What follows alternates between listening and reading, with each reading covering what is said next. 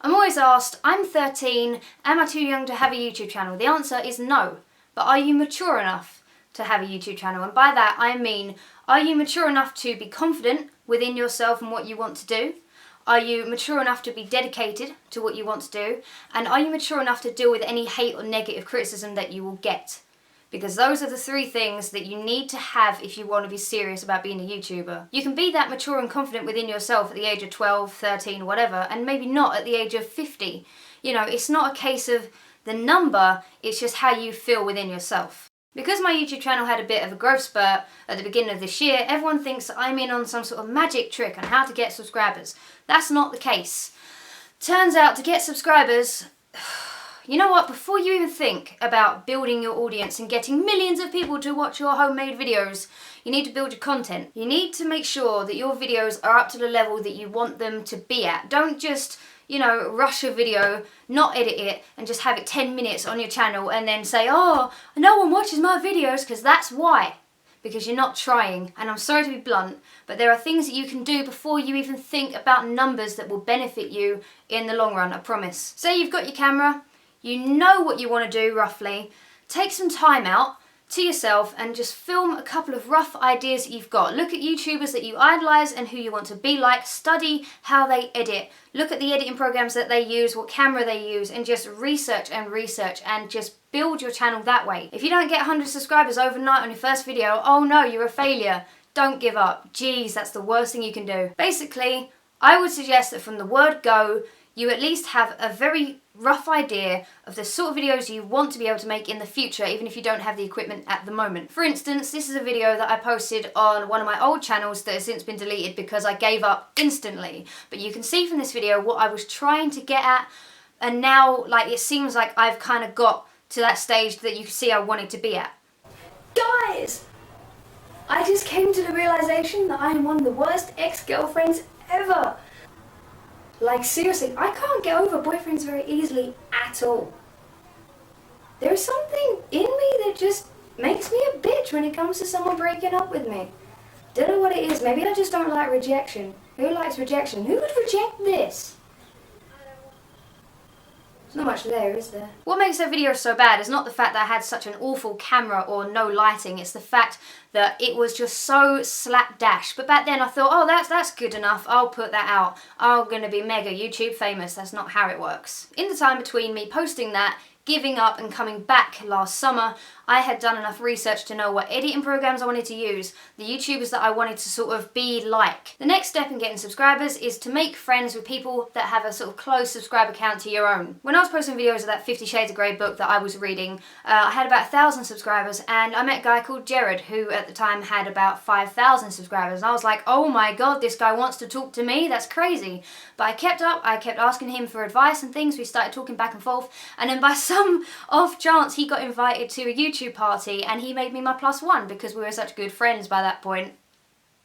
And from then on I met people who are now, you know, well, they're big YouTubers, but they're my friends, and that is how you make connections. So if you can find someone with a similar sort of subscriber count, just don't make it like, hey, you're nice, can you check out my channel? Don't be like that. Just talk to them and say, hey, I make videos too. Maybe we could help each other out, or we can bounce ideas off of each other, and just talk to other people in the community. Don't go straight for the person that's got like 500,000 subscribers, because they probably won't even notice you. That sounds really horrible, but they will get a lot of mentions and a lot of comments. So start small, then build a sort of reputation up, and then start, you know, making your ideas bigger and bigger and bigger. One thing that I would personally advise against doing is spamming your channel in a YouTuber's comments. It may work, you may get a couple of subscribers from it, it may not work, but one thing that it is going to do is piss off the YouTuber whose video you're commenting on, I promise. And those are the sort of people that in the future you might need as a contact, and you certainly don't want to piss them off on the first impression by going on every one of their videos, hey, check out my channel, I'm a new YouTuber, please like and subscribe my video if you enjoyed it. It's generic, and you go back to that video 5 minutes later and your comment is marked as spam, and you actually might find dislikes on your video because people actually do go to your channel and dislike your videos because of it.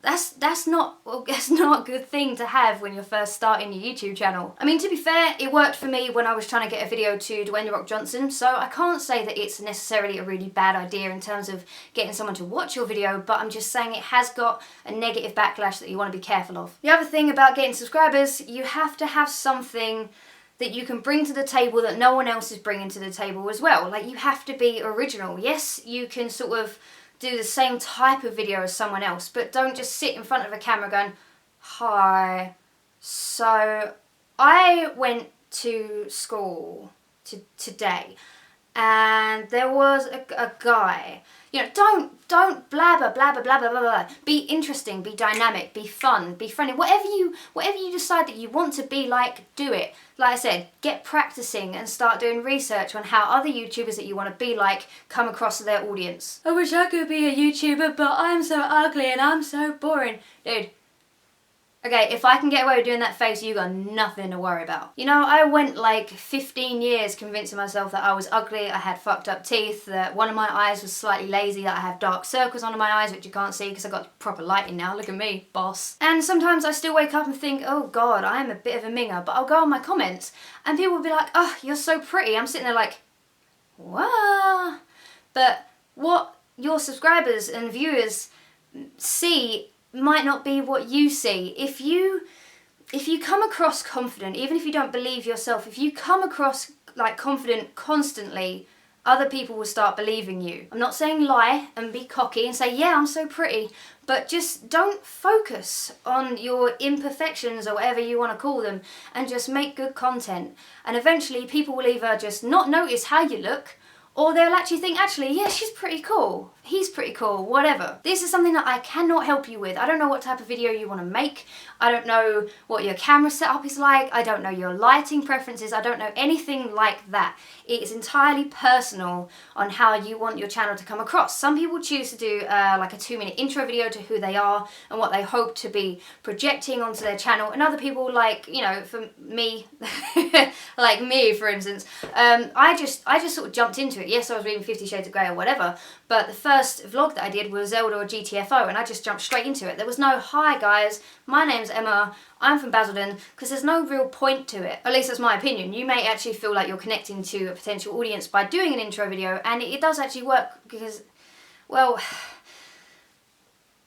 I don't know, it works for some people, okay? I'm tired. I still haven't slept. All I would say is make sure that your first video gets people's attention. Just make sure that it is up to a standard that you want people to see, and keep up to that standard in your second and third and fourth video. I mean, the first video that I did, like I said, the Zelda or GTFO thing, it doesn't have the best editing, but you can see from that video that it is the same kind of style that I use now. It's just a bit more polished these days. This is something that people ask me every single day on Twitter and my YouTube comments, so I'm gonna show you. Right, I can't actually technically show you my camera, but it is a Canon 60D, which is a DSLR, and I use a standard kit lens, which is an 18 to 55mm. I had to actually look on the lens to see that, oh dear. I got this on eBay, I think, for about £636 with the lens. I think it was on a clearance, I can't even remember. And I bought that camera before I even started vlogging because I knew I wanted to do it. It cost a lot of money and I put it on my credit card, which I still haven't paid off. But to me, it was a good choice. Another alternative you can get, which is slightly cheaper than the 60D, is a Canon T3i. That's got another name, but I can't remember what it is. And there's also like there's a T2i, which I think is like the model below it. They're also very like good, and they're a couple of £100 cheaper. They're still kind of in the expensive range, so if that's still not within your budget, you can get something called a Canon PowerShot. Do your research on those. They're tiny little slim cameras, but they only cost about £120, and they shoot in full HD, or so I'm told. Also, so for the noise, I also use one of these, which I got on Amazon, I believe. It fits to your shoe mount on a DSLR. I think it's a shoe mount, I don't know, fucking hell. And it's basically just a little LED thing, so I've already got 2 soft boxes, which I'll show you in a second, and this thing basically just gives like a sort of central light, especially in dark situations, like when I'm shooting at night, when I'm shooting outside, blah blah blah blah blah. I'm just rambling now. Okay, so what you can see here is, oh, if you can have a look, these are two soft boxes, and they come with their little tripod stands, and it's a normal plug socket. They're very, very bright, very high watts, wattage, whatever you want to call it, and these two cost me about £80–90 on Amazon. To me, it was definitely worth buying because the even lighting that you get from both of them, I mean, you know, there is no shadow cast, and when I'm shooting against a white wall, it just comes out really well. If you can afford to get them, then I would say do it. But if you can't, then you just need to find a well-lit area. Shoot maybe at like noon when you've got the sun coming through the window. Shoot near the window so you can just get good lighting. If you've got dark lighting, it's hard to get a good first impression from your videos if it's dark and grainy, because if you use a camera that's got something called an auto ISO, it will make it very grainy when it's dark. Look at me pretending like I know shit. The editing software that I use is called Final Cut Pro X, and some people say Final Cut Pro X isn't as good as Final Cut Pro 7, blah blah blah, but that's the one that I'm most used to. When I first started, when I showed you that really small, crappy video, that was edited on Windows Movie Maker. I don't have the camera that I use, but Windows Movie, anyway, yes I do. Oh, so sorry I'm so disjointed. So I use one of this camera for that. It's a full HD bullshit Samsung thingy. But I was using Windows Movie Maker and it was awful. I could not get on with it at all. That's why the breaks were so long. I didn't know what I was doing with it. I just think it was an awful program, and since then I moved from Windows to Mac products. What a snarl brat. But I started an iMovie, which is very similar to Final Cut Pro X. And iMovie is a lot better. If you've got a Mac, I would definitely recommend starting an iMovie. If you haven't and you're still on Windows, there's nothing that I can actually recommend to you because I haven't tried the products out. Like Sony Vegas, Adobe Premiere Pro, they cost a lot of money if you buy them legally. I'm not saying pirate or anything because that would be really bad, and we don't pirate Emma Blackery, you know what I'm saying. Final Cut Pro X costs £200 on the Apple Mac App Store thingy that you can get. The bottom line is, if you're using something that is free, it's probably not going to be that good and it's not going to have that many effects on it. I hate to depress you, but you might have to actually invest in editing software. So, sorry. What is AdSense? And what are these partnership networks? Okay, AdSense. When you first start making a couple of videos, Google will email you on the email address that you log into YouTube with, and it will say, would you like to start making money from your videos? And then you sign up with something called an AdSense account, which is basically where you get paid for the views that you get on your channel. Advertisers will pay YouTube to put their adverts on your videos. And if you can bring people to watch your videos and thus the adverts, then YouTube will pay you because that's fair game, I guess. Basically, if you see a little tiny, pop-up window here, or you get one of those videos which is called a pre-roll, which is shown before like a video like this, where you can either skip it or you can't, then you'll be earning money through an AdSense account, and then if you get over a certain threshold, then they will put it in your bank account. All fair game, right? Okay, cool. So why go with a partnership network as opposed to Google's own partnership network, which is their AdSense? Basically, some networks offer you either better deals on, payment. Some give you better opportunities. I'm not saying AdSense is a bad thing. It's certainly not. I am with a network, and I chose to go with them because all of my favourite YouTubers were with them, and I thought that would be a really good idea just to copy everyone else. And, I'm happy where I am. I don't really want to, talk about the network that I'm with, but I'm getting pretty good promotional offers and things like that, so it works out well for me. You just kind of have to make sure if you're going to sign up for a network, then do your research. I know quite a few people that have been absolutely by networks, so just read the contracts and do some research before you do it. To be honest, when you're first starting out, stick with AdSense, and a lot of YouTube networks won't accept you unless you've got about 5,000, 10,000 subscribers anyway. Why am I still talking about this? Essentially though, both AdSense and any other networks will pay you per views that you get and per clicks on the adverts. That's a very, very, very vague summary of how it works, but hopefully now you can understand what they are and that you get paid. Hooray! You guys may not believe me when I say this, but I do get asked this between 150 and 200 times a day. which is a bit extreme, isn't it? I know I've been standing here for the last, 10 minutes maybe, just blathering on about how, promote yourself to other people, but I've decided that it's hypocritical, but out of fairness to everybody that sends me a video, I don't check out anyone's, because put it this way, if I was to check out one person's video and they send it to me, but then not check out someone else's who was to send it to me, where's the fairness in that? What did that person not do that that person did? So in order to stop being like, oh, you checked out hers, why don't you check out mine? I just don't click through. I know it's nice to be able to give advice and stuff, but literally it's hard finding the time, and I just want to be fair to everybody. So I'm sorry, I probably can't check out your stuff. Thing is, I say all this stuff like I'm trying to help you out, and then I come out with something like that where I can't actually check out your channel, and I feel really bad. But there are YouTubers, like I said, aim for YouTubers that are in your sort of subscriber count and get ideas and feedback from them, rather than just sort of like, oh, I know, I'm a new YouTuber, I'll go and fucking ask Smosh to check things out. It's not worth your time asking. I'm not saying it's not worth asking me, I'm done. Okay. Cool. Any other tips? I came up with a couple, which I have to grab my phone for. Typical. Yes, be dedicated.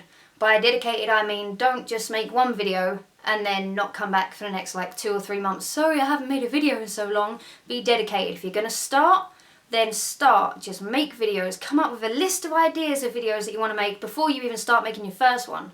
And then you've got something to fall back on. I have a whole book somewhere of rough video ideas that I probably won't ever use, but they're there as a backup in case, I think, oh my god, I'm screwed, what the hell can I do? So it's worth being, just being dedicated, because that's the way that you will gain a subscriber base, like a sort of fan base, as they put it, because they'll be loyal to you because you're loyal to them. I already talked about making friends, a schedule. I would suggest to anybody to have a weekly upload schedule. Of course, it takes, like I said, a lot of dedication, and you've got to be able to come up with video ideas every week. I struggle like hell to come up with video ideas every week, but I have tried to convince my friends, closest friends, like Jared and Cherry, set up a weekly schedule, and they've done it, and it has worked. Their subscriber base is just going up and up and up, because I'm telling them, if you come across as though you're very, very loyal, then, your subscribers will be loyal to you, and they will subscribe to you knowing that there will be another video next week. It works on the sort of, you're promising people, I will be here, will you? Dealing with criticism.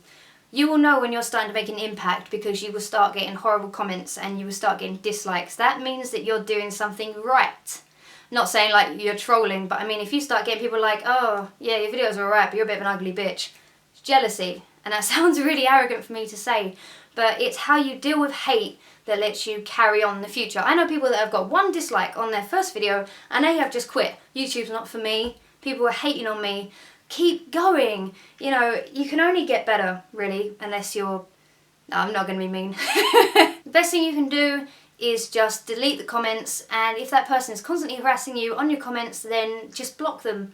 And that sounds, you don't get block happy and block everybody that leaves something that you don't agree with, but you don't have to deal with that sort of hate and criticism if you don't really want to. Of course, the best thing, which I don't take my own advice, is to just ignore it. I'm at a point now where my subscribers see the hate and they respond to it, so I don't even really have to sort of fight my corner, even though I still do, and I look very overprotective of myself. Turning down contracts and promotions. When you start making a name for yourself and you got quite a few subscribers, you will start getting offers from companies saying, oh, hey, would you review some hair extensions? We'll send them to you for free if you'll make a whole video about them. And you've got to know how that would come across to your audience. Yes, you're getting free stuff, cool, but your audience will be able to see straight through it. I make weekly comedy crap, right? So what if I just did a whole video randomly on my channel? Oh, hey guys, how are you doing? Just thought I'd let you know, I got this new makeup today. It wouldn't look right. So any offers that I get, I personally think are, they're not good for your subscribers, and I turn them down no matter what they are, really. Unless it's something that I'm very passionate about, like, a charity that I support or anything like that, then, you just got to assess every single opportunity you get and think, is that what people, my people want to see? Interesting story, actually. I recently turned down a big promotion by an alcoholic beverage company. They wanted me to be in adverts, with them. They wanted me to do interviews with Grazia magazine, and it was a very lucrative, very long-term sort of idea that they wanted me to, you know, be the face of this thing. It would have been like thousands of pounds, and I turned it down without even really thinking about it, because I don't drink anymore. So what would be the point in me saying, hey guys, this drink is really good and really refreshing, it gets you drunk, when I don't drink? I look like a hypocrite. You know, it's a case of just seeing how you come across, and it's not all about your personal benefit, it's for the benefit of the people that watch you. And in turn, those people will repay you by staying loyal to you and not just think, oh, you're a bit of a sellout, aren't you? So that's kind of all the tips I have. I hope this has been helpful, maybe not. Let me know if you disagree with anything that I've said. And anything else I'll try and answer in the comments, because, you know, it's the least I could do, right? So, good luck. Just don't give up. Keep going, keep pushing, and make the best content that you can. And stand out. I've already gone through all this. Goodbye.